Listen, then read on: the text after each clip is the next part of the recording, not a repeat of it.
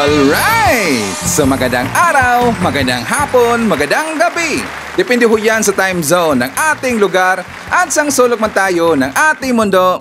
Sana sa mabuti tayo na kalagayan at walang sakit-sakit ang lahat. Sa mga kababayan nating OFW at mga kababayan natin na nandyan sa Pilipinas, babangpalang araw sa ating lahat. Okay, so mga kababayan ko, well, tuloy-tuloy lang tayo sa ating kababalita dito ng mga tamang balita at sagutin ang mga information na ipinapakalat ng mga fake news peddlers ng mga anti-Marcos, lalo na doon galing po sa mga fentanyl na mga vlogger mga kababayan. Yes, dapat sila sasagutin. Bakit? Kasi baka hayaan natin sila na lagi pong naninira araw-araw kay PBBM at sa Marcos Administration sa katagalan mga kababayan, akala mga paninira ang magkatotoo yan sa mata ng ibang tao. So dapat sinasagutin kasi ang bagong Pilipinas, bawal po ang mga sinungaling. At syempre, kasama niyo pa rin si Sir Ivan, ang pinakabulol na vlogger sa balat ng YouTube, para bibigay sa inyo ng mga totoo at mga preskong balita na kinukuha natin sa ating kapitbahay na social media. So magandang buhay sa ating lahat mga kabayan and a happy Saturday sa ating lahat. Okay, so before tayo mag-start mga kabayan, well syempre, as usual, i-check more natin kung sino mga nakapasok sa ating top 5 commenters doon sa ating last vlog. At nandito sa listahan, ang nanguna po, si John Nel Nelmida Tablang, mersang 55 na mga comments. Nandiyan po si Lirma Sondita, mersang 14 na mga comments. Benjamin Maypay, mersang 39 na mga comments. John Esperanza, mersang 37 na mga comments. And Joe Randar, mersang 34 lahat ng mga comments. Again, thank you so much po sa ating top 5 commenters. At syempre, pasalamatan rin po natin ang ating mga silent viewer dito sa ating channel. Thank you so much. And also, thank you so much sa ating mga viewers na lagi magla-like, lagi rin pong shares ng ating mga videos. Thank you so much.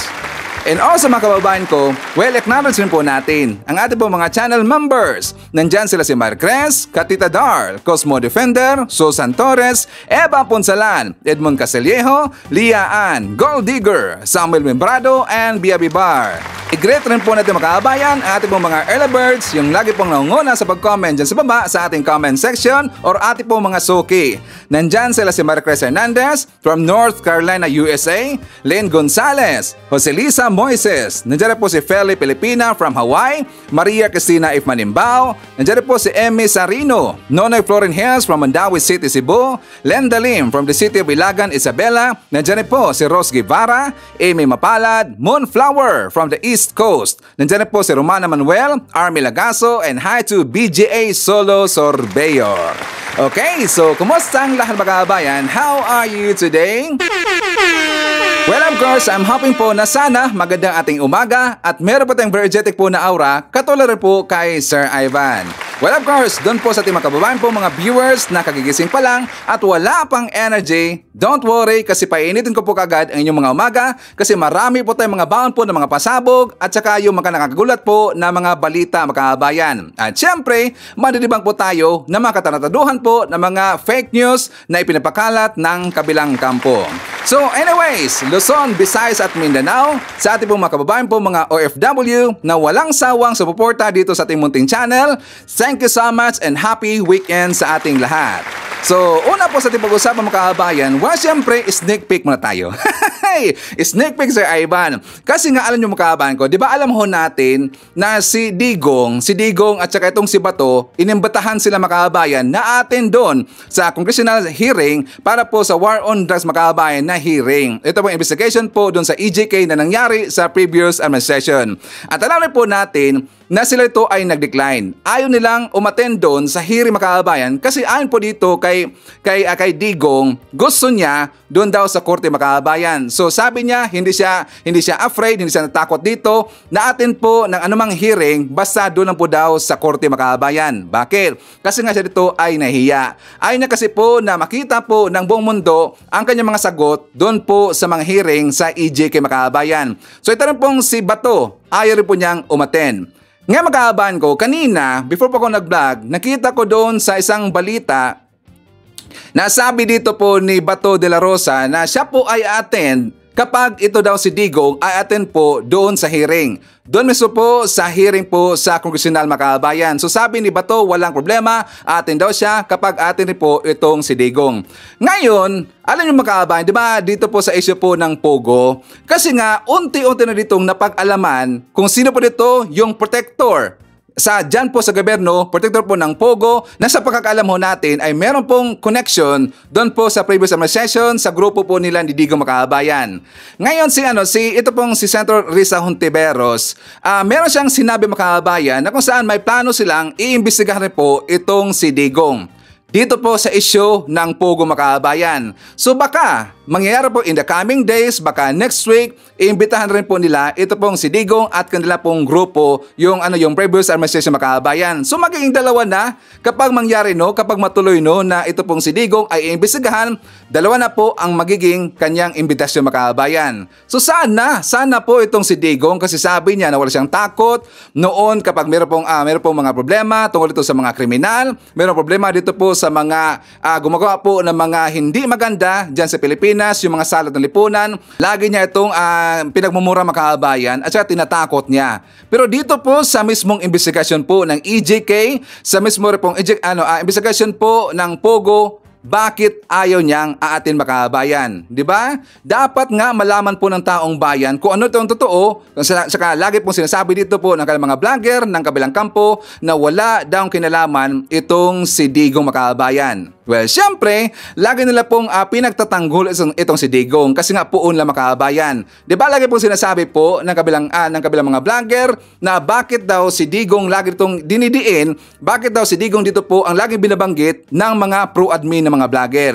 Well, marami kasi tayo nakita po ng mga pictures. At ito nung pong picture na to, isa rin po ito sa gin-present po ni Risa Hontiveros doon po sa hearing Makabayan. Di ba sa Pogo, nakita po natin ito pong si Alice Go na ruputa doon sa bahay po ni Digong Makabayan. At ito po ay kumpirmado na yun po talaga ay bahay po ni Digong. So hindi po tayo masisisi dito ng kabilang kampo na tayo po ay magdududa ito pong si Digong ay may kinalaman.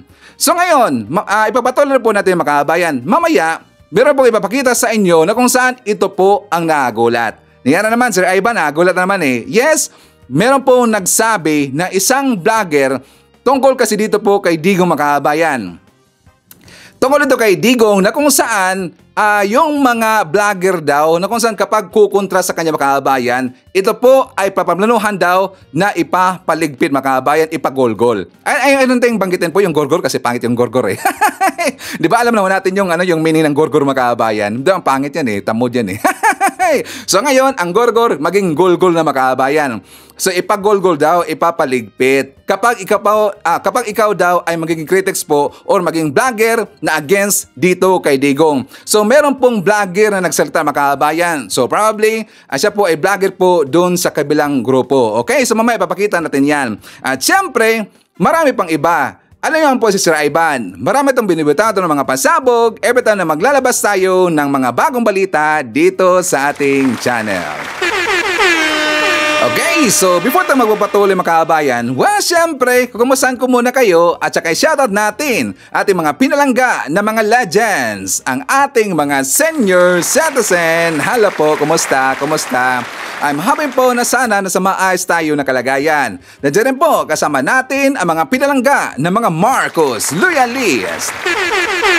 At syempre, kasama rin po natin ang mga DDS na mga matitino. Nandiyan rin po kasama rin po natin ang mga Pinklawan at saka yung mga Dilawan. And please help me welcome sa ating po mga new subscribers, mga bagong pasok dito sa ating channel. Welcome to the family and thank you po for appreciating our channel. Okay, so makakabaan ko, before tayo mag-start po doon sa ating mga topics, meron kasing napapatulong sa atin na kung saan naalala ba natin si Ramel Ruasa Makabayan, yung kanyang ate yata or maybe ang kanyang pamilya, meron silang negosyo dito, yung may-ari sila po ng agency Makabayan. Kung malalaho natin, I think that is week ago or more than week ago Makabayan, na ipinakita ko dito ang kanyang email na kung saan sila po dito'y nangingailangan po ng mga aplikante, kung meron ba ditong interesado po na mag-apply sa kanila, ito po ay caregiver Makabayan. doon po sa US or sa USA. So si Sir Ramel, the other day, nag-reply, nag-email sa mga kababayan. Ito lang po ay siyempre isang follow-up lang po kasi malapit na po pupunta dyan sa Pilipinas ang kanilang employer, mga kababayan, ang employer. So sabi dito ni Sir Ramel Ruasa, "Hello Sir Ivan, mas maganda po siguro kung i-copy ako sa pag-send ng resume ng mga aplikante para ako na po ang mag-follow up." So meron siyang inilagay po na email ad, mga kababayan. Again, doon po sa mga interesado po na mag-apply po ng caregiver para sa US, kung hindi man kayo matanggap,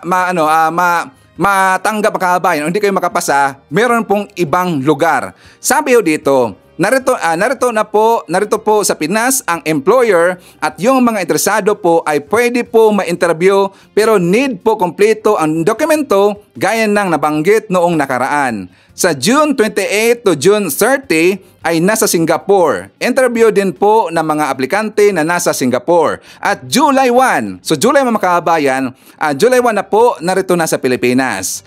At sa mga hindi po makakapasa, ay ilagay po namin sa Slovakia, mga kababayan. So ngayon, ulitin na po natin, sa hindi po na makakapasa, meron pa rin pong chance kasi ilalagay daw nila sa Slovakia. Nilalakad na po ang mga papers at inaantay ang job order. Caregiver at factory worker po sa Slovakia, mga kababayan. Ang mga aplikante po ay required pumunta sa office para po sa questionnaire at personal interview. So ito po yung mga requirements, mga kababayan.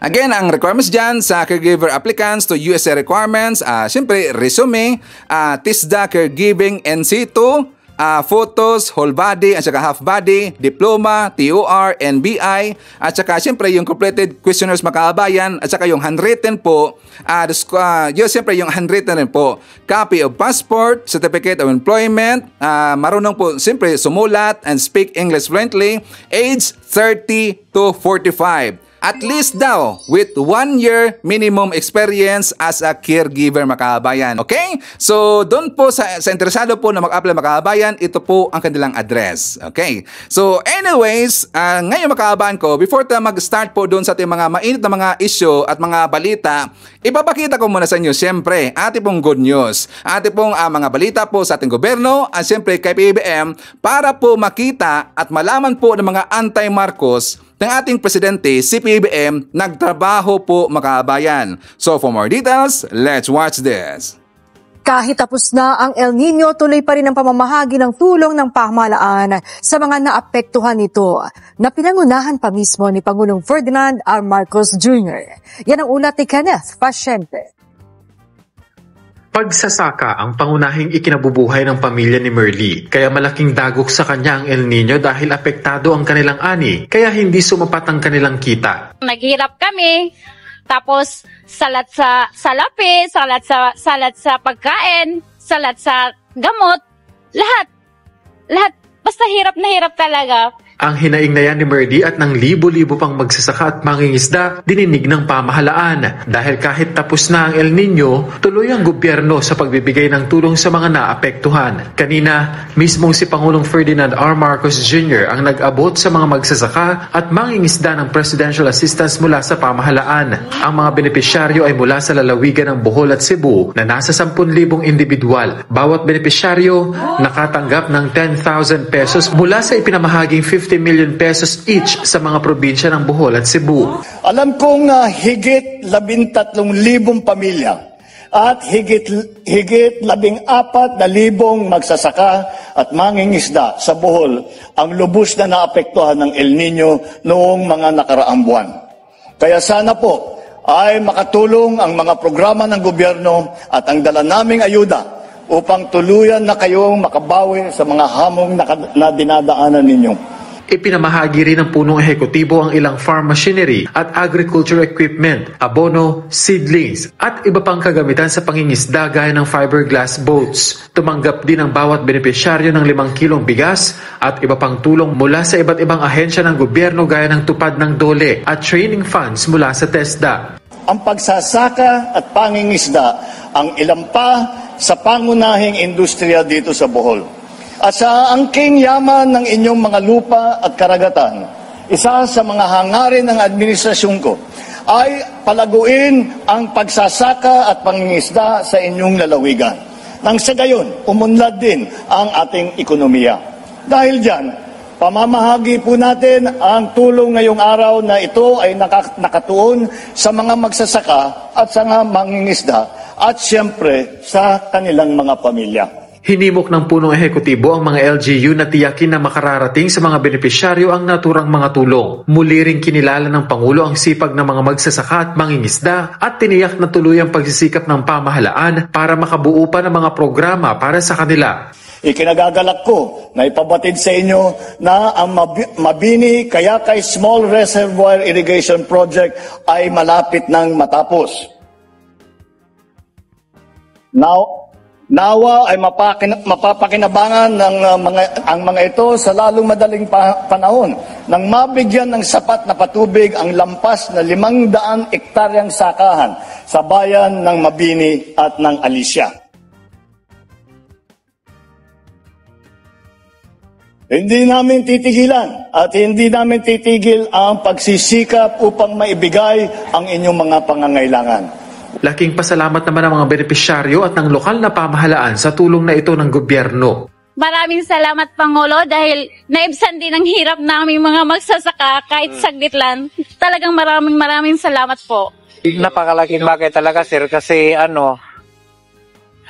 yung gagamitin namin ngayon, maaari na ngayong hindi utangin kasi mayroon ng pambili. Tiniyak naman ng Pangulo na handa na rin ang pamahalaan sa nakaambang epekto ng La Nina.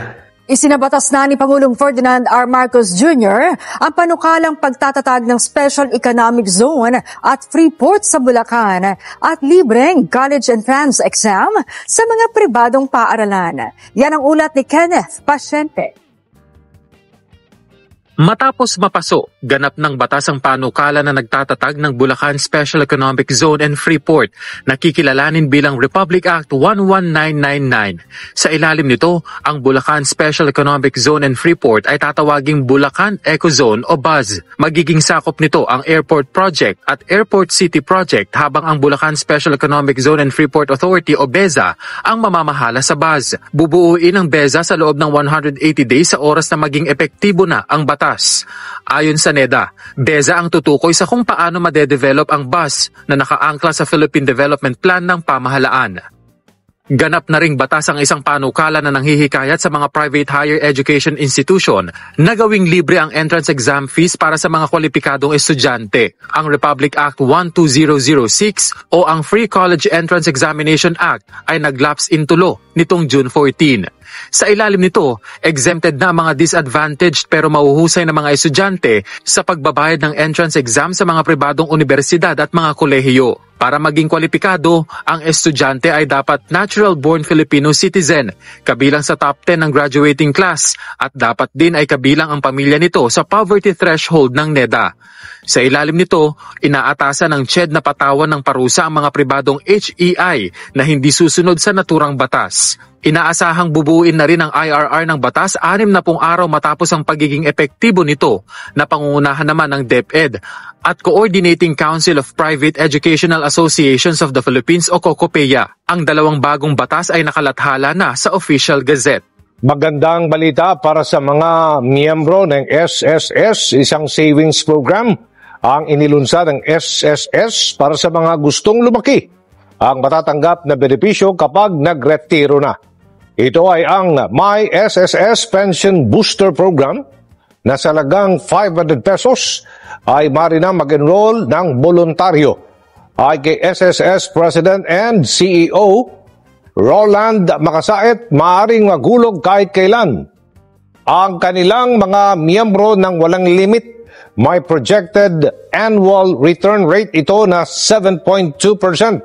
May dalawang sistema naturang programa ang mandatory kung saan otomatikong mag-enroll ang mga miyembro ng SSS na nag-aambag sa regular SSS program at ang voluntary schemes kung saan required na mag-enroll ang SSS members sa kanilang savings plan. Patuloy ang pagbibigay ng suporta ng pamahalaan sa mga overseas Filipino workers at kanilang mga pamilya. Sa katunayan, 40 OFW beneficiaries ng sa Pinas Ikaw ang Ma'am Sir o SPIMS sa Bacolod City ang nakatanggap ng tig 20,000 pesos na financial assistance. Isinagawa ito sa idinaos na Love for All Caravan sa lungsod na pinangunahan ni First Lady Lisa Arneta Marcos at Migrant Worker Secretary Hans Leo Cacda. Layo ng SPIMS na bigyan ng oportunidad ang mga OFW na professional teachers na bumalik ng bansa na magkaroon ng trabaho at makapagturong muli. Okay, so palakpakan naman natin po si PBM Kabayan at syempre ang Marcos May Session at saka si FL Lisa.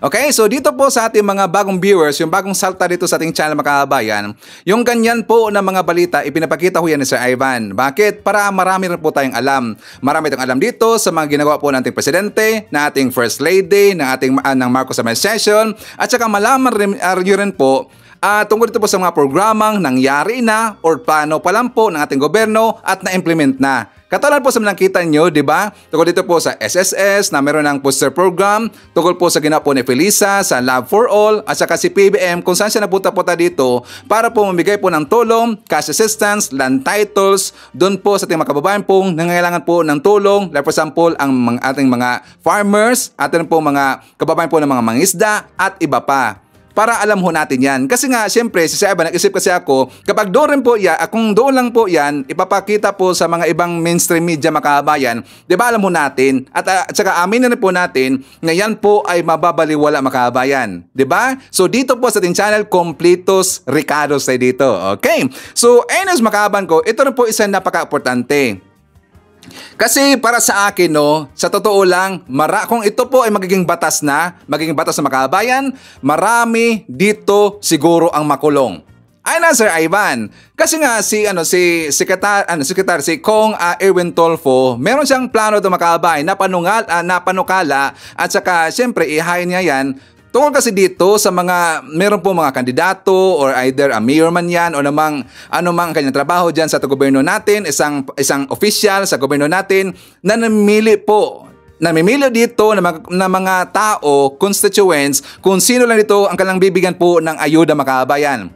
Diba? Marami pong nangyari na ganyan. Aminin ho natin, marami hong nangyaring ganyan. Marami nga nagreklamo mga kabayan doon po sa ating mga previous vlogs.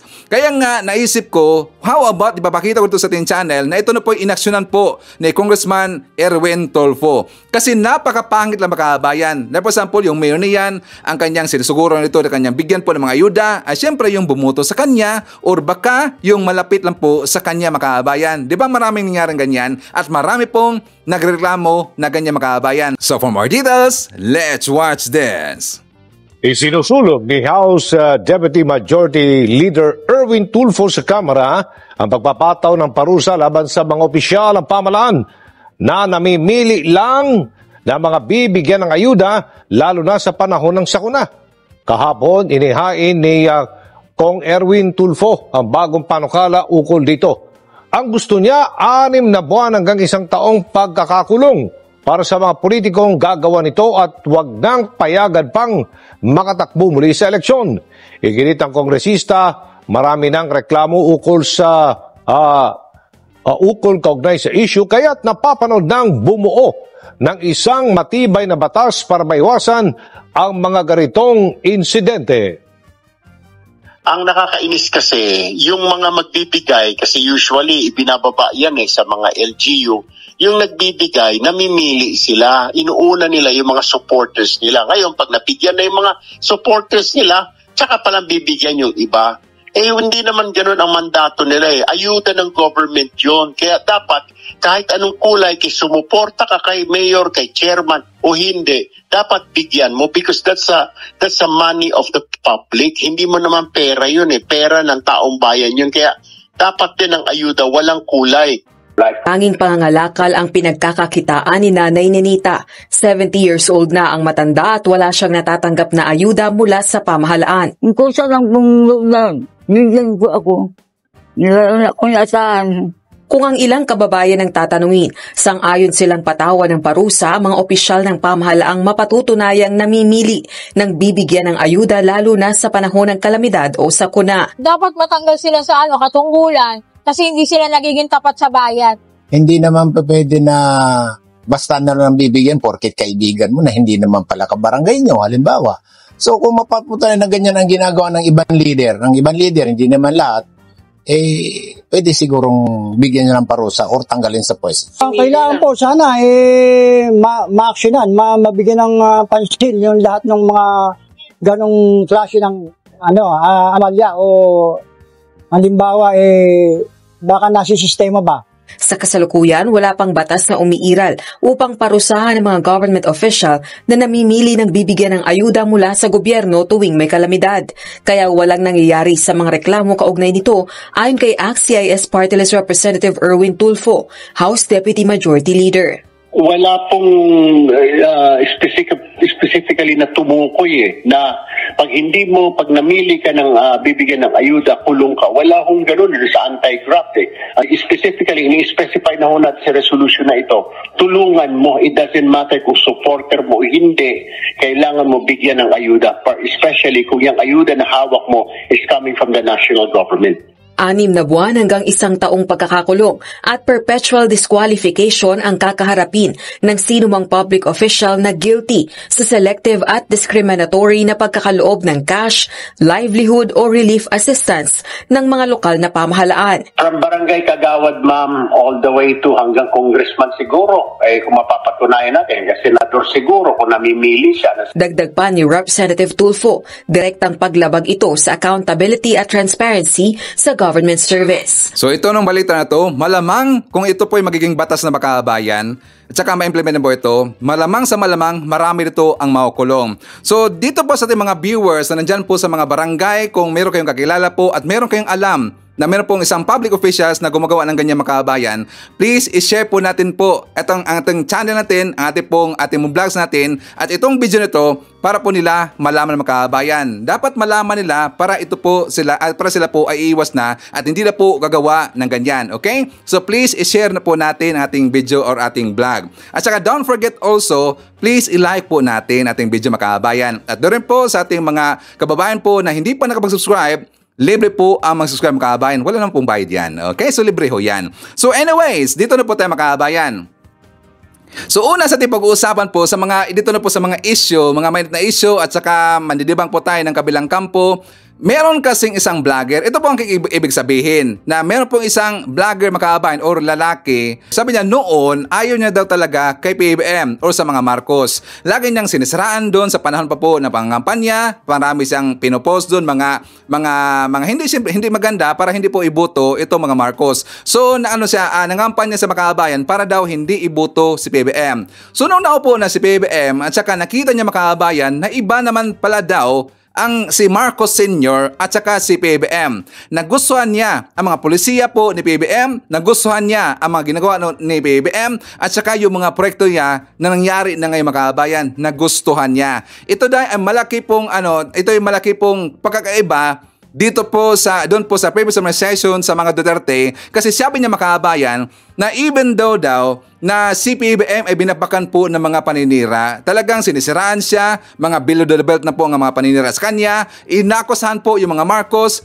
hindi niya niresbakan makabayan. Hindi siya umiimig, basta dito lang po siya sa patrabaho. So ganyan po si PBBM. So nagustuhan niya makabayan kasi sabi niya, kung sa panahon po daw yan ni Digong at saka ito daw sila si Maharlika, yung mga vlogger po na against po kay kung sino bang vlogger na mag-against po doon kay Digong, baka daw ipapaligpit makabayan, ipapagulgol daw. Kaya nagustuhan niya si PBBM kasi daw nirespeto niya yung mga vlogger na kahit na tumitira sa kanya makabayan, binaliwala lang niyan po. Dito lang po siya sa pagtrabaho. So for more details, let's watch this.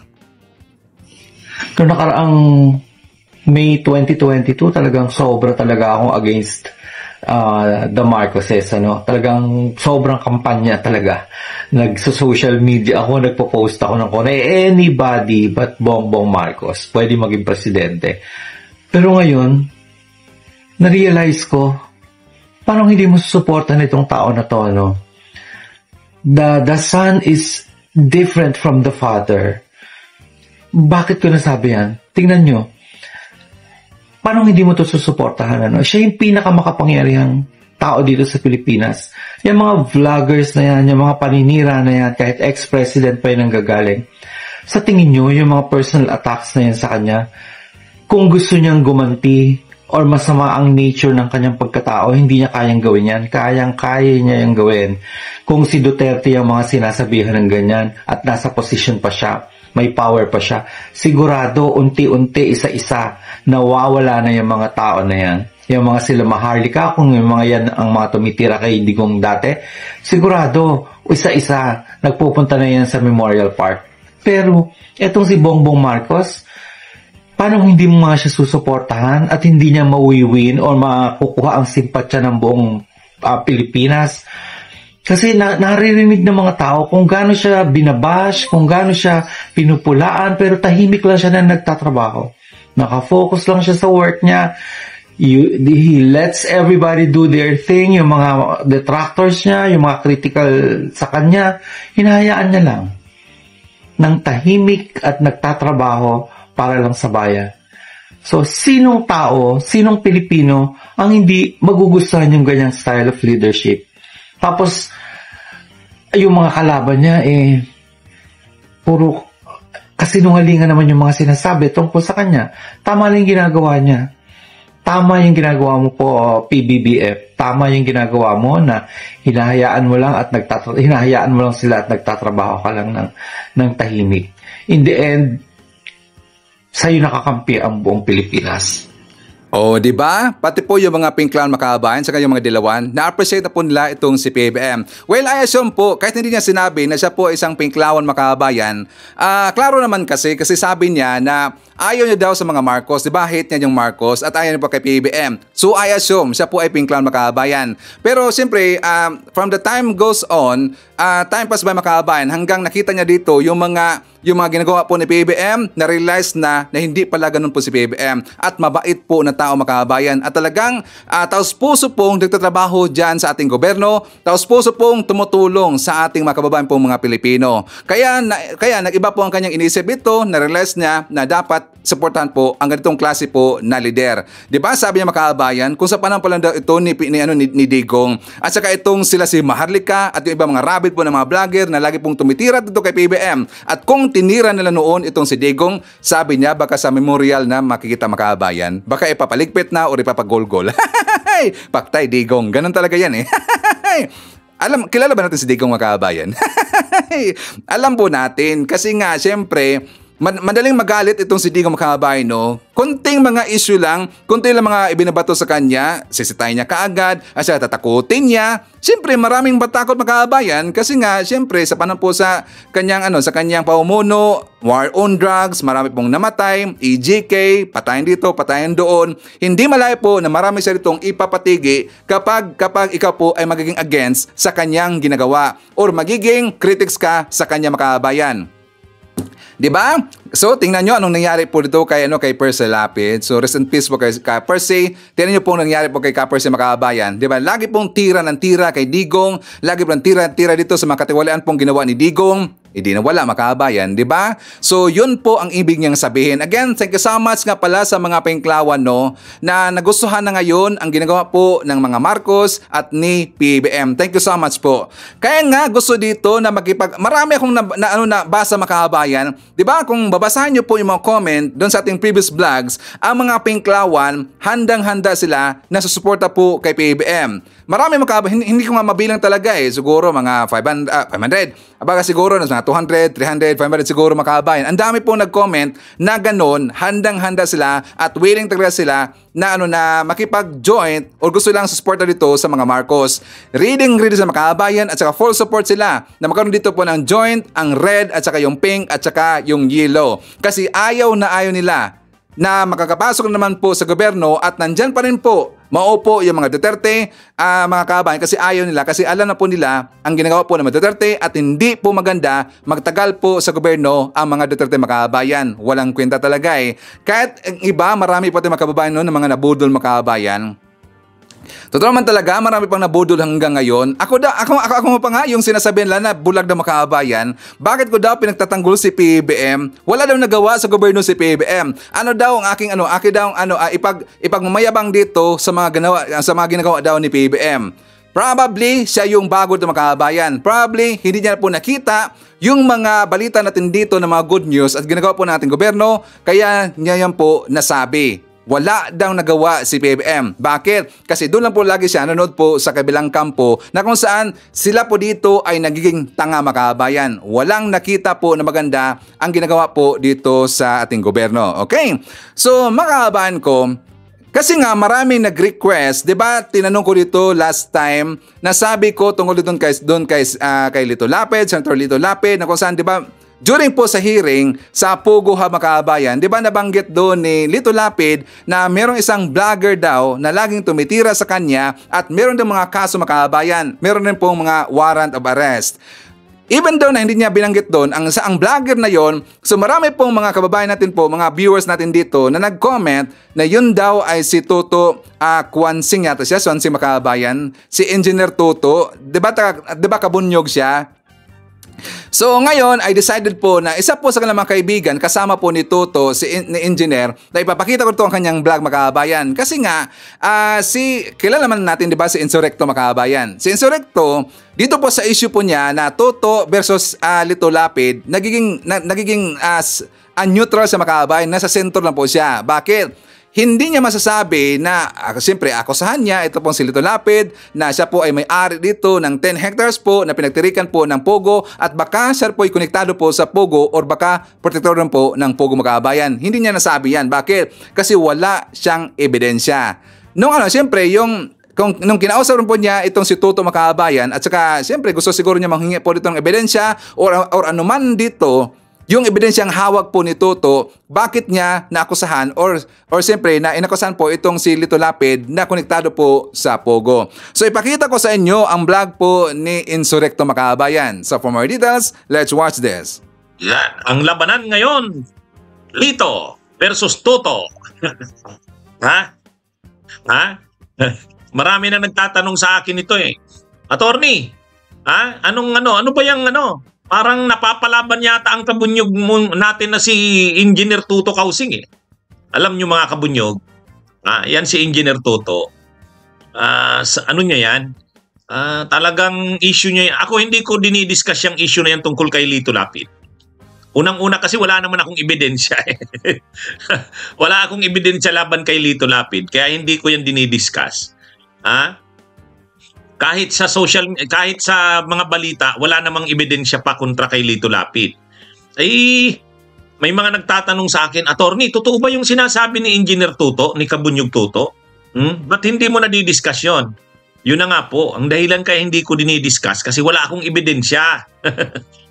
Ayaw kong mag-discuss niyan nang wala akong ebidensya kasi, yun na nga, di ba, naninindigan tayo sa katotohanan. Kahit si Kabunyog Toto rin, naninindigan din yan sa katotohanan.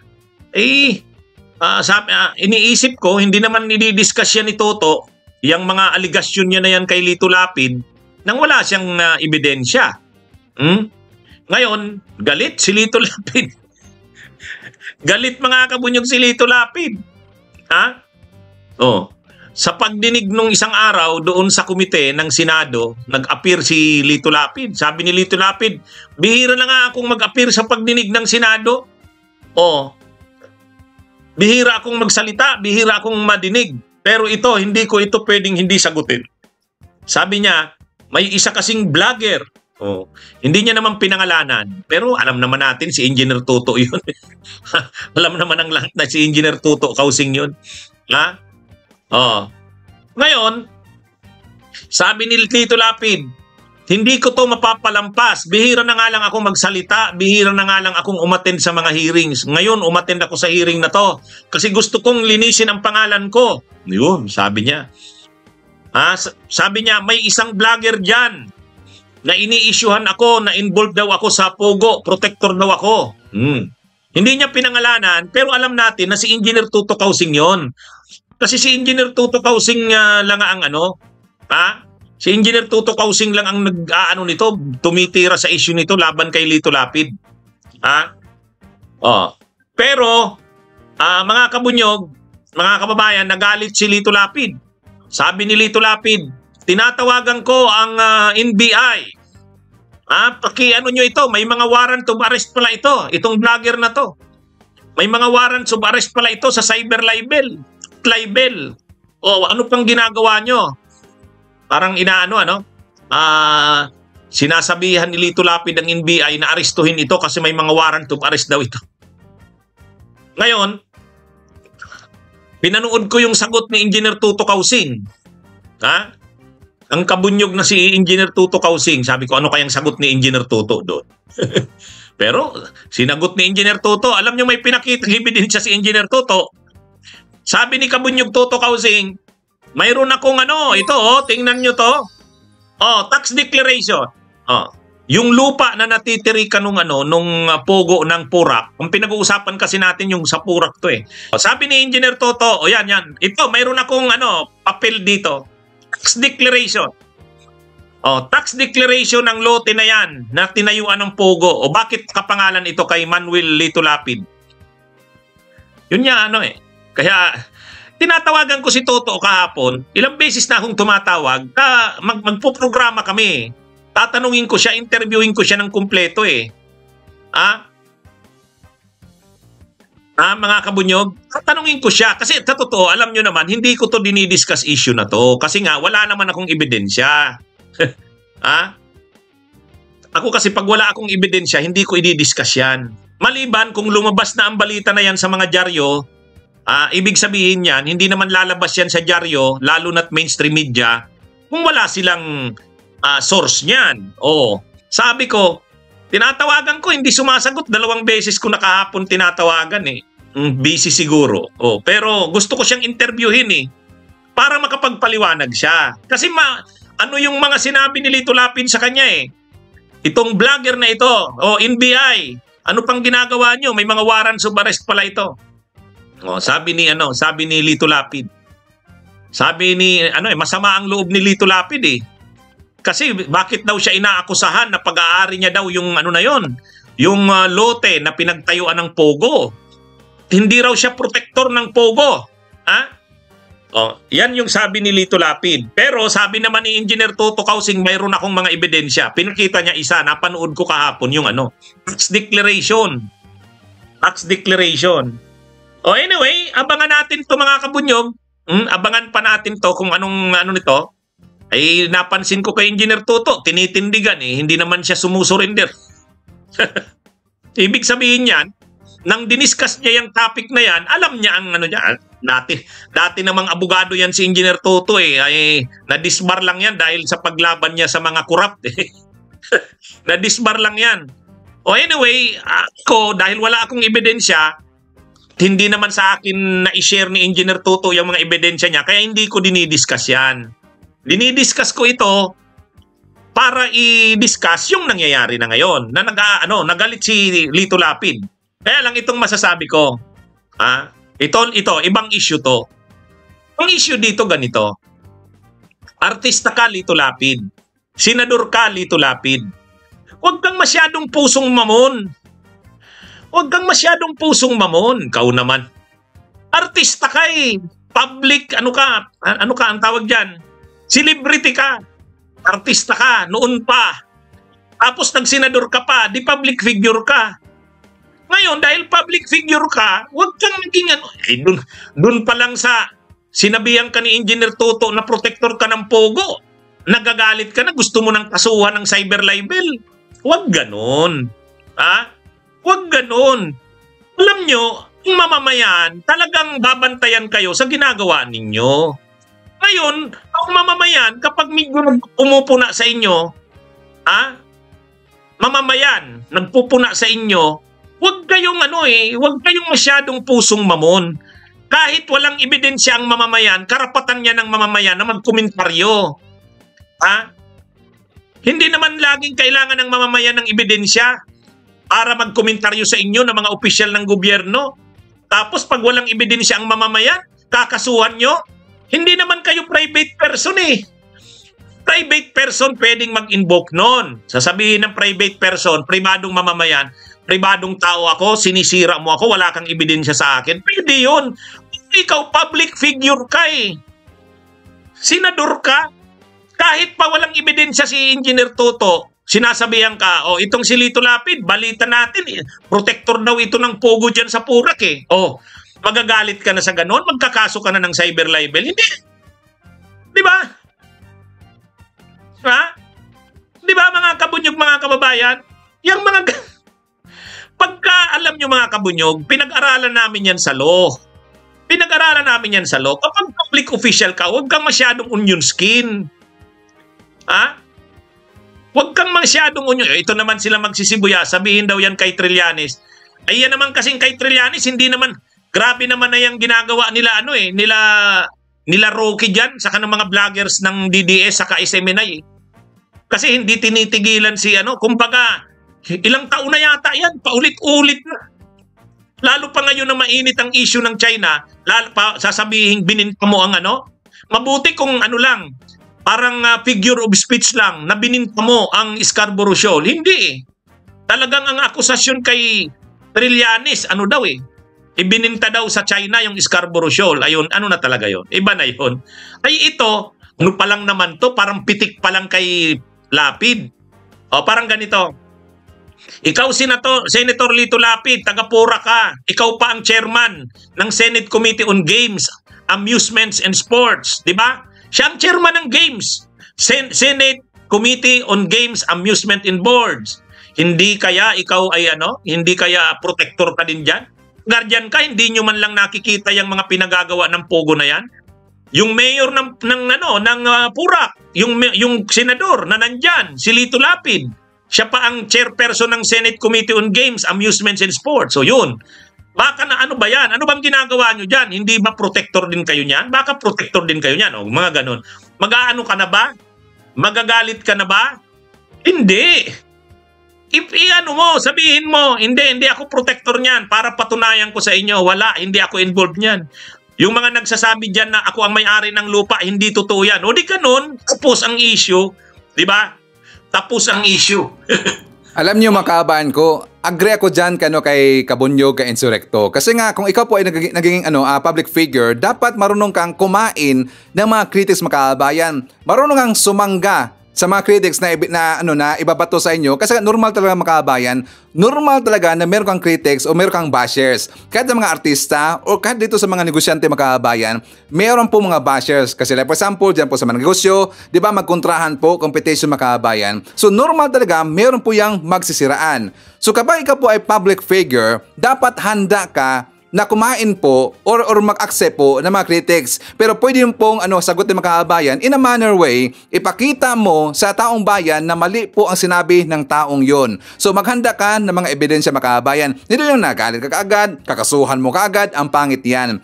Dapat siguro ito pong si Senator Lito Lapid, dapat sana dapat dumaan siya bilang isang SK chairman, dumaan siya bilang isang barangay chairman, bilang isang mayor, kasi doon kabayan, parang mahasa na niya ang kanyang sarili na sabi niya, ang dami palang critics, no? So dapat pag-aralan ko to at dapat gagayahin ko ang mga Marcos, gagayahin ko si PBBM. Kasi nga, kahit anong ginagawa po ng mga critics sa kanila, ng mga Marcos, paninira po, pangakusa po ng kahit ano-ano na lang. 'Di ba? Nakita mo ba sila na rumirisbak mga kabayan? 'Di ba? Wala po, kahit konti man lang. Kasi alam nila, sila po ay public figure. At normal talaga na sila ibabatuhin dito ng mga critics. Pero meron naman po kasi mga na mga ebidensya nagpapatunay mga kababayan. Kasi nga 'di ba, siyempre yung mga attorney nila, yung mga abogado nila sumasagot mga kababayan. So doon po natin malalaman sa kanilang mga attorney. Doon po na malalaman po sa ibang mga tao na mali po yung mga ibinibintang sa kanilang mga kababayan. Kasi meron po mga opisyalis rin po nagsasabi in behalf po sa mga Marcos na mali po yung mga akusa sa kanila, yung pinaakusa sa kanilang mga kababayan. So dapat ito rin po ang gagawin ni Senator Lito Lapid. Kung hindi niya kayang gawin po or hindi niya kaya na sanggain po yung mga critics sa kanya, well, much better po na dapat hindi na sila tumakbo po bilang senador or public official mga kababayan. Okay? So anyways, before tayo mag-jump po sa ating next topic, isatumar natin, nandyan po si Aida Sinsuat, Janelle Nelbida Tablang, Daisy Hafeli, Clay Guillermo, Gina G, nandyan po si Paz Galvez Alviar, Katita Darl Blag from NYC or New York City, Nandiyan na po si Sarah Bretman Blag, Gloria Marquez from Guam, nandiyan po si John Cuan, Elaine Navarro from Tipolo City, MC Val, nandiyan po si Espernito, Lerma Sondita, Carding de la Cruz, Lilian Alyabi, Dadoy Maranan, and Haitsu Ronilyn Lamsen. Okay, so mga kaaban, kung meron ipapakita sa inyo na isang screenshots na kung saan natawa talaga ako natawa ka itong makaabayan kasi siguro hindi na siguro na mas tanggap, hindi na matanggap makaabayan na ang nag-decide po itong si Pipi Sara na mag-step down, nag-resign bilang isang DepEd Secretary. So para sa atin po mga pro-admin na mga susuporta dito sa ating gobyerno kay PBBM, tayo po ay natuwa talaga na nag-decide na po si Sara na nag-resign po bilang DepEd Secretary. Kasi ang ating pong ginagawa at noon pa man, di ba sinisgalo noon natin yan? Kasi nakikita po natin dito yung performance po ni Sara na hindi talaga bagay po na panghawakan ang education. Diyan po sa DepEd makaabayan, hindi po. Kasi nga, ito po yung malaking problema talaga kasi ang nakasalalay dito, yung future po ng kabataan, yung future po ng ating mga teachers, at marami pang ibang makaabayan kasi nga yan po ay education. So, ang dapat po hahawak diyan sa education, sa DepEd, yung karapat-dapat at talaga pong qualified.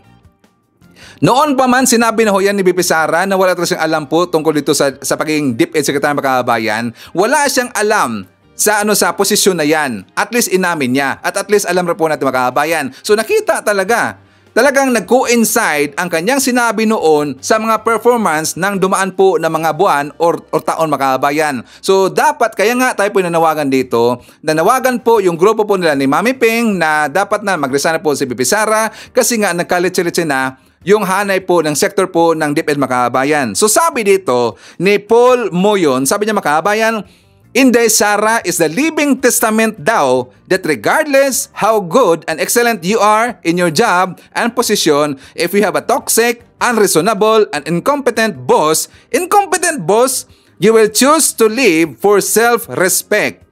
Tatanungin natin po itong si Paul Moyon makaabayan. Paano niya nasabi na naging incompetent daw yung boss makaabayan? Di ba alam mo natin sino po yung boss po ni Pipi Sara? Siyempre si Pipi makaabayan, ang presidente. Incompetent boss, paano ba naging incompetent dito si PBBM? Kung naging incompetent pa si PBBM, hindi sana siya nagustuhan po ng mga leader ng UN at ng ibang lugar makaabayan, doon po sa mga iba-ibang country. Di ba? Hindi sana siya po ito magustuhan. Marami pong naka-appreciate, marami pong nakagusto dito kay PBBM, marami pong nag-invest dito po dyan po sa Pilipinas kasi nga nagustuhan niya ang pamamahala po ni PBBM. Nagustuhan niya ang mga future plans ni PBBM dyan po sa Pilipinas. Kaya hindi po nagdadalawang isip yung mga investors po doon sa ibang lugar, nag-invest sila kagad makaabayan. Magustuhan kaya ng leader po ng Japan, ng US, ng na ibang lugar, mga kaabayan, kung hindi pa magaling ating presidente si PBBM. Tapos sinabi niya lang po, incompetent boss daw, kaya daw nag-resign itong si Pipi Sara. Babalik ta rin ta mga kaabayan. Ulitin ko lang po dito, ano ba yung maalala natin kapag bamagitin po natin po yung BP Sara makaabayan? Ano naman Sir Ivan? Diyan naman siyempre, ang maalala natin ay no comment. No comment, aside doon po sa itok-itok makaabayan. Aside pa ho dito sa magaling, palagi na pong napubuta doon sa mga borol, palagi na pong napubuta doon sa mga doon po mga kampanya makaabayan kasi sabi niya hindi na pang kampanya doon binisita niya daw yung mga teachers doon. Pero alam ho natin that is a form po o pangkampanya kasi meron pong mga nagdala po ng mga tawag mga kabayan yung parang mga posters, mga placards, meron siyang ibinibigay. That is a form of pangampanya makaabayan. 'Di ba? Kaya nga hindi niya matugunan po yung mga ginagawa dyan sa yung gawain niya dyan sa DepEd kasi busy siya sa pangampanya. Pinaghandaan niya ang 2028 makaabayan. Ano po para sa akin, ito po ay kabulsitan talaga. Sinabi niya na si Baste daw tatakbo bilang presidente. That is impossible makaabayan. Ayaw ko maniwala dyan. Wala pong kakayahan. Wala po rin nakita po na kakayahan po ni Baste na mamuno po bilang isang presidente mga kababayan. That is very impossible. Yan lang po ay kanila pong pang-diversion. So I am sure baka darating na po ang araw mga kababayan kung malapit na po yung pag-filing nila ng COC, doon na po nila papalitan po itong si Baste kasi they are testing the waters mga kababayan. So ngayon nga sinasabi ko na ito pong ginagawa po dito ni Sara Duterte, puro na po ito pangampanya mga kababayan. Kaya hindi niya natugunan po ang trabaho niyan sa DepEd. So ngayon, bakit laging sinasabi ng kabilang kampo na magaling daw itong si VP Sara mga kababayan, mataas daw ang kanyang survey rating, mataas daw ang kanyang trust rating at saka approval rating, bakit daw ginaganyan ng ibang tao or ng mga pro-admin ng mga vlogger mga kababayan? Bakit daw? Please pakisagot at saka babasahin yan mamaya ni Sir Ivan. Okay, bakit daw ginaganyan si VP Sara na samantala regardless daw na magaling daw siya makabayan, mataas daw ang kanyang trust rating at saka approval rating? Saan ba siya mataas ang approval rating at saka makabayan yung approval rating? Siyempre doon po sa rating ng kanilang kalyado. Doon lang po. Pero dito po sa performance niya, sa report po ng gobyerno natin, wala talaga incompetent. Bad performance mga kababayan. Kaya hindi po tayo nahinayang na siya dito po ay natanggal or nag-resign po. Ay, alam mo natin, tinanggal talaga yan eh. Napakabait na talaga ni PBB mga kababayan, no? Napakabait na talaga eh. I am sure, alam niyo na po na malapit siyang tatanggalin. Kaya ito po ay graceful exit lang po ang kanyang ginawa mga kababayan. Kaya siya po ito ay nag-handover po ng kanyang resignation at saka tinanong daw siya ni PBBM na mga kababayan, ano daw ang kanyang rason kung bakit siya nag-resign dito pero wala siyang sinabi na rason. Tingnan nyo, hinayaan lang siya ni PBB mga kababayan. Hindi lang po dito, siyempre nag-force po kung ano ba yung rason niya, kung bakit siya nag-resign dito, wala lang po. At respeto po ni PBBM ang kanyang desisyon. At wala po tayong narinig po na pangit na sinabi ni PBBM, mga kababayan. Wala siyang sinabi na pangit po dito kay VP Sara. Diba kahit one time, kahit na po nag-resign na po si VP Sara bilang Deputy Secretary mga kababayan, wala tayong narinig po. Kahit maliit na po, kahit konting words lang po na pangit against dito kay PBBM, against dito sa mga Duterte. Diba? Ganun kabait si PBBM. Pero kung sa panahon yan, siguro kay Digong, naku po, pinagmumura mga kababayan. Natawa daw sa post nito eh. Tanga talaga eh. Ang tanga. Anyways, mga kababayan ko, ipapakita ko rin po sa inyo yung balita kung saan, diba doon po sa issue po sa Pogo na kung saan nalaman na po dito ni Senator Risa Ontiveros na yung clearance sa NBI clearance po ni Alice Go doon po sa NBI mga kababayan at saka yung pangalan po na Go Waping. Siya nga pala, may nabasa nga pala ako. Go Waping, parang Guapings mga kababayan. Go Waping, Guapings. So yung Go Waping at saka yung Alice Go, isa lang pala mga kababayan. Kasi nga yan po nalaman nila dahil po dito sa fingerprint. So ito po ay investigation pong inilabas ng NBI na isa lang po si Mayor Alice Go at saka ito po si Go Waping. So ngayon, dahil po marami pong naglabasan ngayon, marami kasing nakita tungkol dito po sa issue po ni Alice Go mga kababayan, marami po ngayon mga nagngalan po na Alice Go na nagsalita na. So ipakita ko muna sa inyo yung balita mga kababayan at ito meron nakita talaga isang TikToker yata to. TikToker mga kababayan at saka meron po nagsita dito ng isang Bisaya na kung saan kamukha talaga doon po sa nakalagay po na picture sa isang nagngalan po na Alice Go mga kababayan. So for more details, let's watch this. Totoong Alice Leal Guo, pwede po bang i-ascertain ng NBI yung kinaroroonan nitong Alice Leal Guo at kung siya ay buhay pa o patay na? Yes, ma'am. Pagbalik ko, ma'am, susubukan namin ma'am. Pa-report ko, ma'am, na papahanap natin, ma'am. Salamat po, RD. Pinapahanap na ang tunay na Alice Leal Guo. Ayon sa record ng NBI, kumuha ang tunay na Alice Leal Guo ng NBI clearance. Malinaw na totoo ang nilalaman ng birth certificate ni Mayor Alice Guo. Pero ninakaw niya ang katauhan ng totoong may-ari ng nasabing birth certificate. Kaya tanong ngayon ng maraming Pilipino, nasaan ang totoong Alice Leal Guo? Samantala sa pamamagitan ng kanyang social media account, nagsalita na sa kauna-unahang pagkakataon ang di umano'y tunay na Alice Leal Guo at ito ang kanyang matinding revelasyon. Halina't sabay-sabay nating panuorin at alamin ang video ito na tiyak na ikakagulat nyo. Ngunit bago tayo magpatuloy, huwag kalimutang i-like, share, subscribe, and click the notification bell for more updates and for more upcoming videos. Maraming salamat! Pareho ang pangalan, pareho ang kaarawan, pero iba-iba ang mukha. Ito ang matinding revelasyon ni Senator Risa Ontiveros sa pagdinig ng Senate Committee on Women and Children, ang larawan ng isang Alice Leal Guo, kapangalan at kababayan pa mismo ni suspended Bamban-Tarlac Mayor Alice Guo. In-apply raw ang NBI clearance na ito ilang araw lang bago final ang delayed registration of birth ni Mayor Alice Guo sa Tarlac City noong 2005. Is it a coincidence na may dalawang Alice Leal Guo na pinanganak on July 12, 1986 sa Tarlac? Or is this a case of stolen identity? Has Guo Haping assumed the identity of a Filipino woman and then nearly a decade later run for public office? Sino po ang babaeng ito na may pangalang Alice Leal Guo pero hindi kamukha ni Mayor?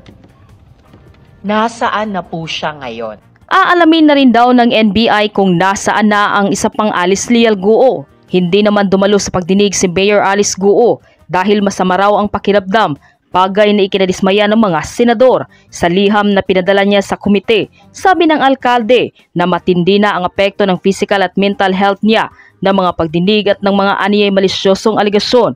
Pero nanindigan ng komite na kailangan niyang humarap, kaya pinasabpina na siya, pati na ang kanyang tatay, partner ng kanyang ama na si Wen Yilin at ang kanyang mga kapatid. Mayor Alice, or should I say, Guo Huaping, if you do not honor the subpoena, I will cite you in contempt. Ayon pa sa Money Laundering Council, iba-iba ang idineklara ni Mayor Alice Guo na pangalan ng kanyang nanay sa mga binuksan niyang bank account. Dahil sa mga isyo sa pagkatao ni Mayor Alice Guo, pinapakansela na ng Philippine Statistics Authority ang Certificate of Live Birth nito. Nakalagay po Wenlin Leal po. Nung binuksan niya yung account niya, voluntarily, sinulat niya na ang kanyang mother's maiden name is Wen Yilin. May Leal lang. No? To the Office of the Solicitor General for the cancellation of the Colby. Yeah, because ang PSA naman has no power to automatically cancel pag nakita natin na may irregular process doon sa registration. Matapos lumabas ang pagsusuri ng NBI ay lumalabas na magkapareho nga ang fingerprint ni Mayor Alice Guo at ni Guo Huaping. Ito ang Chinese national na dumating sa Pilipinas noong January 12, 2003 na hinihinala ng ilang senador na tunay na pagkakakilanlan ng alkalde na mayor ng Bamban-Tarlac na inuugnay sa operasyon ng iligal na pogo sa kanilang bayan. Ayon kay Senator Risa Ontiveros, ibig sabihin nito, iisang tao lang si Mayor Alice Guo at ang Chinese national na si Guo Huaping na nagpapanggap na Pilipino para bigyang daan ang mga krimen na ginagawa ng mga pogo o Philippine offshore gaming operators. Insulto raw ito sa mga botante ng Bamban, mga institusyon ng gobyerno at mamamayang Pilipino. Nananawagan naman si Senator Risa Ontiveros sa Solicitors General na madaliin na ang pagsampa ng co-warranto case laban kay Mayor Alice Guo na magbibigay daan para tuluyan na itong mapaalis sa pwesto at mahatulan ng pagkakakulong dahil tila ginawa lamang niyang laro ang batas ng ating bansa. Samantala, base sa aking patuloy na pananaliksik sa tunay na pagkatao ni Bamban-Tarlac Mayor Alice Guo, lumutang ang isang Pilipinang babae na si Alice Leal Guo, nakapareho ng pangalan ni Mayor Alice Guo. Lumalabas na isang Bisaya ang isa pang Alice Leal Guo base sa kanyang mga caption na sinasabing hindi umano siya ang spy ng China, ni wala umano siyang nagawang kahit na anumang krimen. Hindi pa malinaw kung siya nga ba ang tunay na Alice Leal Guo na nasa litrato na inilabas ni Senator Risa Ontiveros, pero wala naman siyang binanggit na hindi niya tunay na pangalan ang nasa kanyang social media, pero hindi maipagkakaila. Nakahawig nga niya ang isa pang Alice Leal Guo sa litratong ito. Mukhang magkapareho ang thumbprint nung Lin Wenye, yung ina, at ni Guo Huaping. Parang magkapareho. Normal po ba na yung isang ina, i-enter niya yung thumbprint niya para sa minor child niya? Yung minor child, mga 9 years old, so hindi na po siya baby. Magkasama yung thumbprint ni Li Wenye at yung thumbprint ni Guo Haping. Mukhang magkapareho ang thumbprint nung Lin Wenye, yung ina, at ni Guo Huaping. Parang magkapareho. I am not a fingerprint expert at all. So, I was just showing it again and sa inyo, Yusek, at sa lahat po nating nandirito sa hearing. So, nakakalito nga. So, pero bakit yung dalawa pang minor dependents, minor siblings ni Guo Huaping, ginamit nila yung sarili nilang thumb? Bakit kaya yung special effort para kay Alice? I'm of course presuming na yung Guo Huaping ay si Alice Guo din. Any insights, Yusek? Madam Chair, sa proseso ho namin dapat, unless infant, pero dapat ho talaga yung, pati yung dependent, i-capture yung kanyang thumbprint. So, assumption of regularity po, on the processes undertaken in 2000, yung ina, yung principal, kinapture yung kanyang thumbprint. Tapos yung si Guo Huaping, kinapture din yung kanyang thumbprint. We're not competent to assess kung one and the same yung thumbprint na nakikita ho natin. But these are the thumbprints that we have on record, including dun sa dalawa pang dependent ho. Okay, so any comments, suggestion, reaction sa ating mga topics ngayong araw, please feel free to comment dyan sa baba at babasahin yan mamaya ni Sir Ivan. Okay, so kasama rin po natin ngayong araw si Margarita Figarom, Leonora Brown, nandiyan po si Jane Morin, biyahe ni AJTV from South Korea, Jess Tubtub, Jillian Cason, nandiyan po si Erickson Tesmo Vlog from Kuwait, saka hi daw sa kanyang kasamahan dyan sa Blue Araya Complex at saka sa kanyang pamilya na nandyan sa Barangay Gingawan, Tanawan, Leyte, and hi to all the INC members. Nandiyan rin po si Nazario Santos from California, USA, Mones Borromeo, Sara Luta na nandyan sa Dubai, greetings from Eva Atienza, nandiyan rin po si Evelyn Garcia, hi to John Esperanza at kay Nanay Rosabella Esperanza and Tatay Sotero Jr.